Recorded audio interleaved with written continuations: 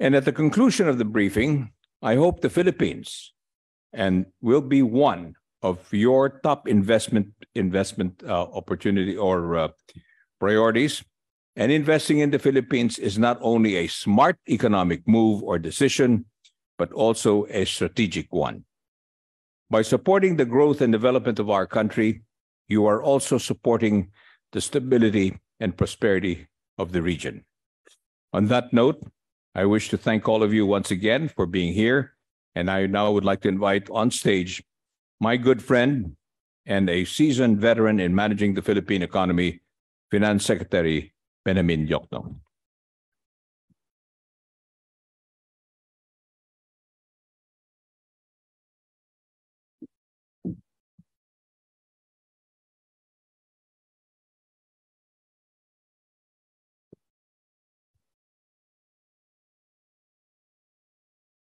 Philippine Ambassador to the United States, Jose Manuel Romualdez, fellow members of the economic team, our guests from the American business, financial, and investment community, our partner banks, Bank of America, Securities, Deutsche Bank, Goldman Sachs, HSBC, Morgan Stanley, Standard Chartered Bank, and UBS. Ladies and gentlemen, good morning. The Philippine economic team of the Marcos Jr. administration is pleased to join all of you here on the sidelines of the International Monetary Fund World Bank Spring meetings. This is our second Philippine economic briefing in Washington, D.C., and third in the U.S. We are fortunate to be here right in the middle of Washington, D.C.'s National Cherry Blossom Festival. A city in full bloom reminds us of hope after winter, of new beginnings, and of brighter days ahead. Our story is likewise one of hope. Amid a challenging global environment, the Philippine economy has managed to weather the storms and stay the course towards sustainable economic growth. And while challenges remain, we are confident that they can be mastered. This confidence is grounded in the country's firm macroeconomic fundamentals and continuously improving economic performance. This is supported by continued growth, a favorable demographic profile, and an economic environment that is open for an even wider range of foreign investments. Allow me to share with you some of the latest numbers. In 2022, the Philippine economy posted a 46-year record high growth rate of 7.6%. This was higher than our full-year target of 6.5 to 7.5% and exceeded forecasts of local, private sector analysts and international financial institutions, placing the Philippines among the best performing economies in the Asia-Pacific region. This growth was driven by robust domestic aggregate demand, which expanded by 10.8% due to strong household consumption and investments.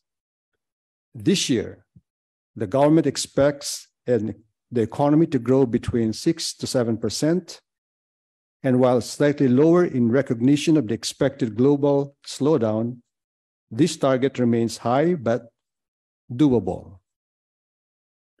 The current business environment indicates that we are on track to achieving this goal.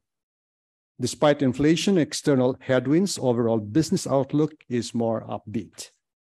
The central bank's recently released business expectation survey expects this positive outlook to continue until the next quarter and over the next 12 months. The more buoyant business confidence is attributed to optimism about higher demand and sales, a fully reopened economy, better business conditions, and new business opportunities, particularly in the healthcare, manufacturing, and construction subsectors.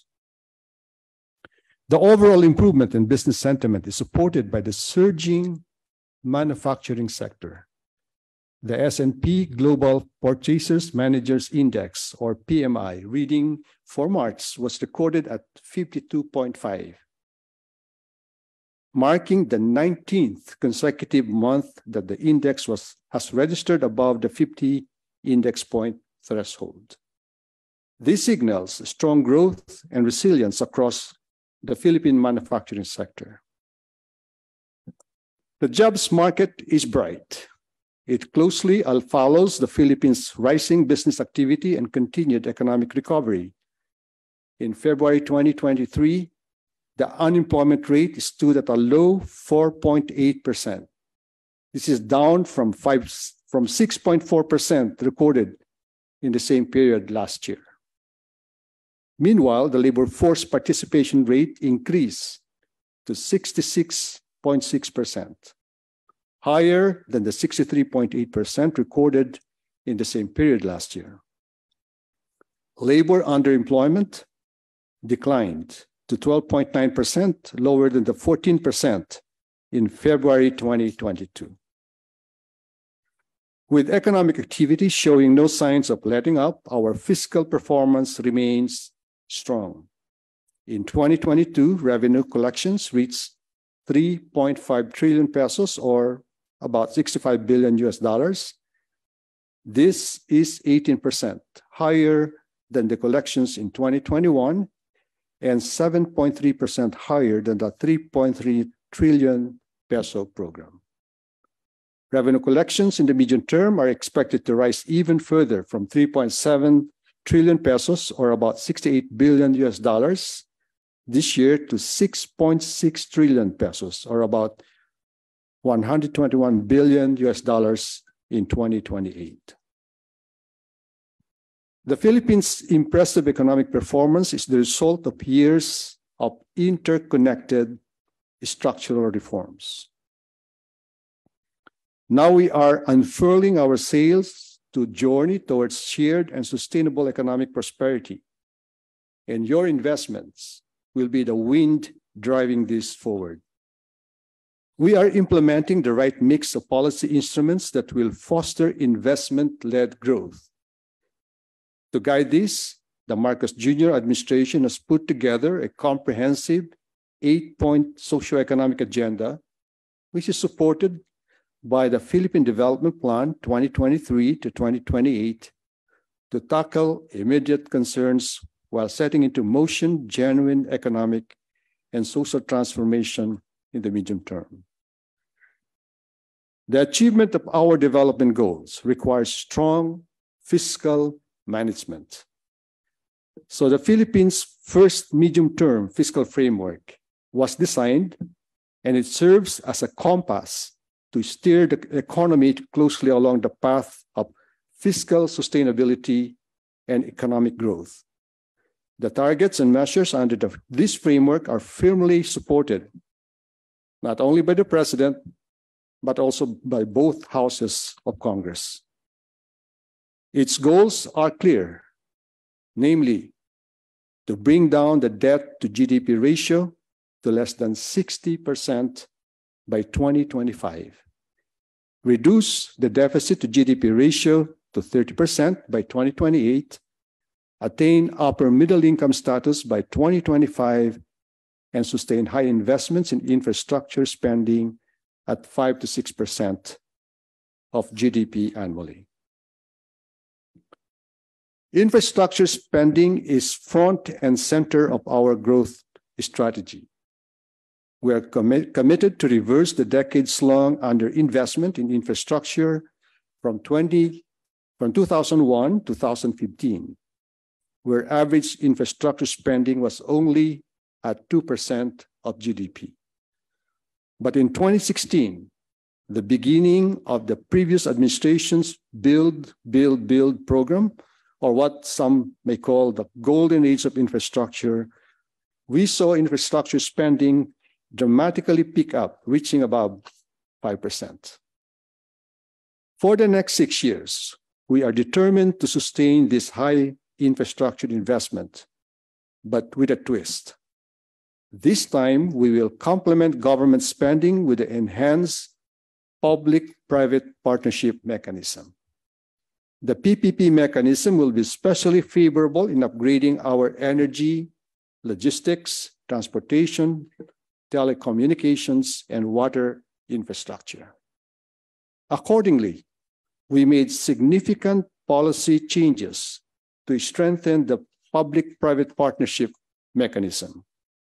First, we revised the implementing rules and regulations of the Build, Operate, Transfer Law. Second, we improved the Investment Coordination Committee guidelines on PPP approvals. Third, we put forward in Congress the simplification of regulations and procedures on infrastructure projects through the Public-Private Partnership Act. And fourth, we enhanced the NEDA joint venture guidelines. All this will be discussed in further details later. In less than 9 months, the priorities and direction of the Marcos Jr. administration has become clearer and more concrete. Last month, the NEDA board approved 194 high-impact infrastructure flagship projects worth 9 trillion pesos, or approximately $167 billion, adopting an optimal mix of financing from various development partners. These projects will target physical and digital connectivity, green and blue projects, countryside development, energy, and health. Now, the spectrum of industries that foreign investors can participate in has grown wider than ever before. The economic liberalization measures that the Philippine government has enacted in recent years have opened up key high-growth sectors to international participation. First, the amendments to the Retail Trade Liberalization Act have simplified foreign retailers' requirement, as it lowered the minimum paid-up capital from $2.5 million to just $500,000. Meanwhile, the amendments to the Foreign Investments Act provide flexibility and transparency in reviewing the foreign investment negative list.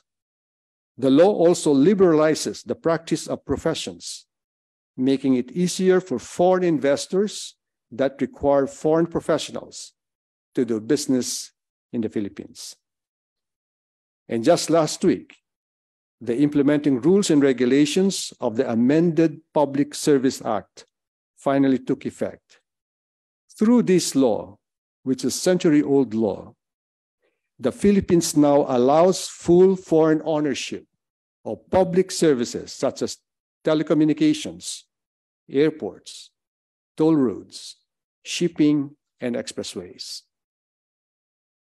In addition, we have also opened up the renewable energy sector to full foreign ownership.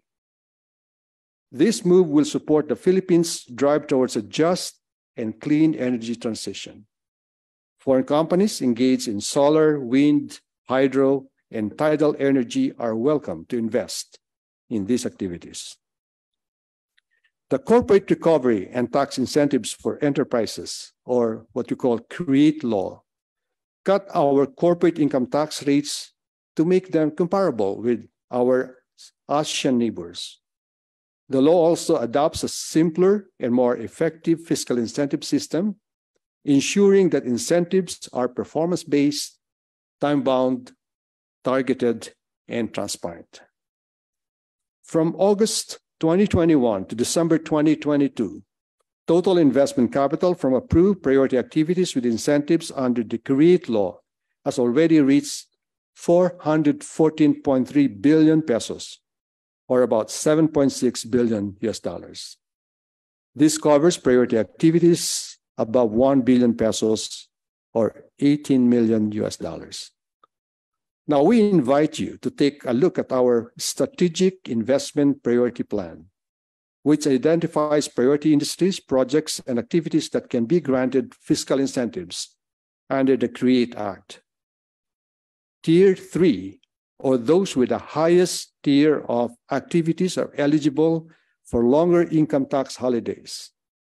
Tier 3 includes research and development and activities adopting advanced digital production technologies of the fourth industrial revolution, highly technical manufacturing and production of innovative products and services, and establishment of innovation support facilities.